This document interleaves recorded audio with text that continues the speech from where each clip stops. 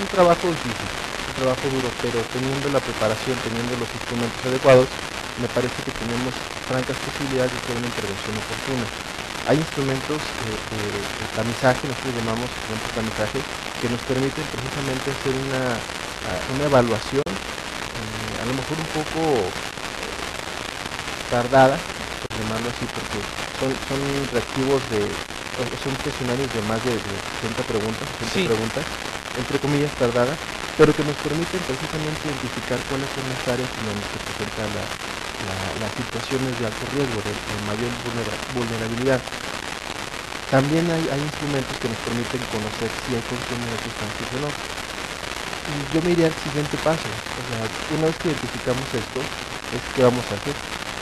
Muchas familias, llega el hijo, como mencionamos al principio, con la resaca en este momento, no saben qué pasó, no saben qué hizo, no se acuerda de cómo llegó, quién lo llevó a la casa. Sí. Y en ese momento hacen un antidote, que es una herramienta muy útil, y al salir positivo, muchas reacciones que encontramos en las poblaciones, anexarlos o ingresarlos a una unidad de tratamiento residencial, Sí. cuando en la mayoría de los casos no es conveniente. Entonces sí es importante tener los instrumentos para identificar las condiciones de consumo, pero también hay que saber qué hacer. Hay niveles de problemática, por así decirlo. Exactamente, sí. No es lo mismo ir a cazar un león con una resortera que un conejo con un cuerno de chivo, vamos. Así es. Haciendo esa metáfora, el conejo es el que está empezando a consumir ocasionalmente, porque lo invitaron, porque ahí había en la mesa, porque le dijeron que esto está pegando, que es lo más nuevo. Y hay usuarios que ya tienen una trayectoria como tal, pero así ya doctorado Requieren diferente tratamiento. una intervención terapéutica más compleja, de mayor tiempo, y es cuando se abren las posibilidades tal vez de un centro de día o un tratamiento residencial.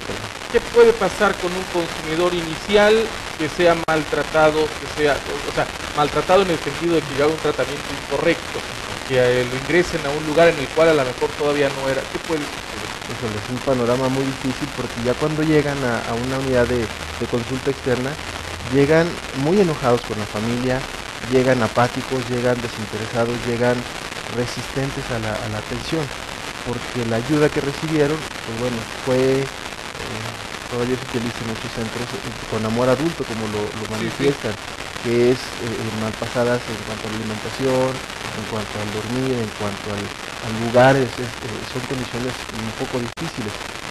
Tienen su metodología y hay que sí le funciona, pero especialmente con este grupo de muchachos que son los que están experimentando, que tienen una trayectoria corta, los resultados pueden ser muy muy difíciles, incluso se hacen hasta, entre comillas, inmunes a los tratamientos posteriores. Claro.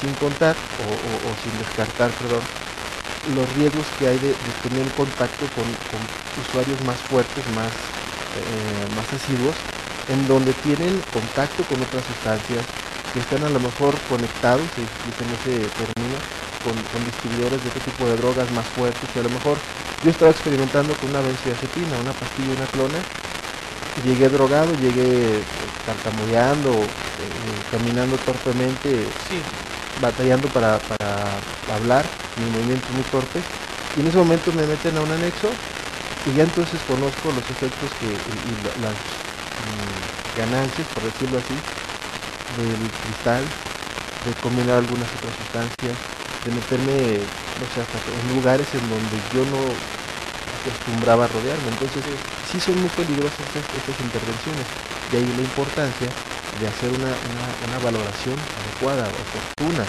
pero precisamente con gente que sí sabe y que tiene los conocimientos, y hay muchas instituciones que permiten hacer esa evaluación. Señor Roberto Escárcega, la drogadicción es una enfermedad. Sí, es una enfermedad. El paciente piensa que es un vicio, es un consumo de alguna sustancia, pero si es el consumo de alguna sustancia que a la larga le va a producir los cambios que no va a poder revertir por él mismo. Entonces ahí es un peligro, porque el paciente dice: yo consumo tabaco o yo consumo alcohol y me lo quito cuando yo quiera. Yo lo puedo dejar cuando yo quiera, y no es así.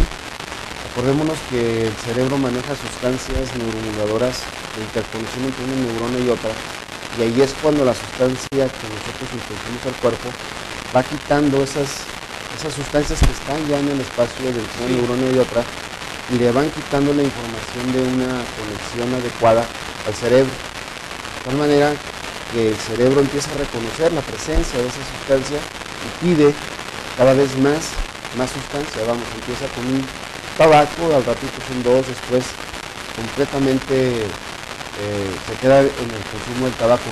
Ayer Una dependencia química. Exactamente.